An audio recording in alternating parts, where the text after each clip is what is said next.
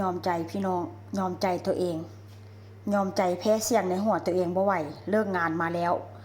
กลับไปแวะซูเปอร์มาร์เก็ตความว่าอยากกินมึงไหมทั้งที่ก็เพิ่งกินไปแมปซีฟู้ดก็ได้พี่น้องแพ็คนี้ซื้อมามันบ่มีเด้อมันบ่มีแบบสดค่อยก็ซื้อแบบอันกระเจ้าอันแพ็คขายแบบนี้มาพี่น้องได้ประมาณจากตัว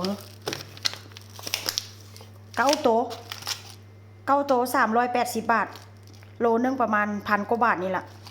เพราะว่าตัวน้อยๆแบบนี้เราไปหาซื้อนี่ค่อนข้างจะยากแล้วก็ซื้อกุ้งมานำคันพวกเขาเห็นนี่ก็บ่ได้หายได้กุ้งนี่ก็ซื้อมาแต่5 ยูโรกว่านี่แหละคันพวกเขาเห็นนี่บ่ได้หายได้มีแต่แบบว่ากุ้งนี่โลนึง11 ยูโร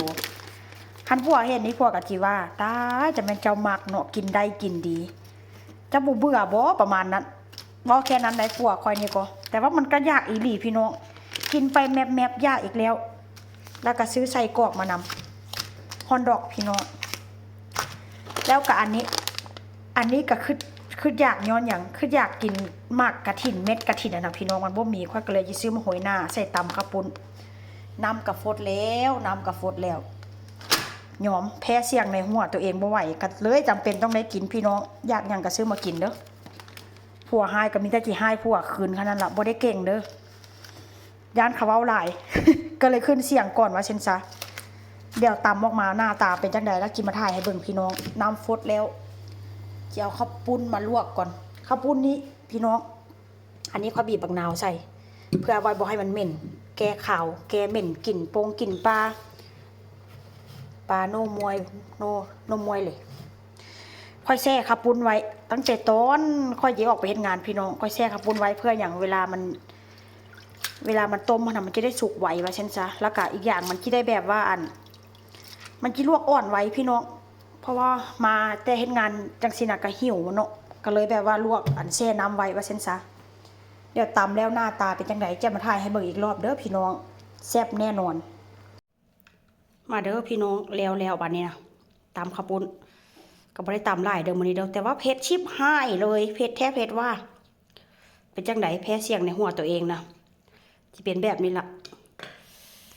ผักนี่ก็ล้างเรียบร้อยพี่น้อง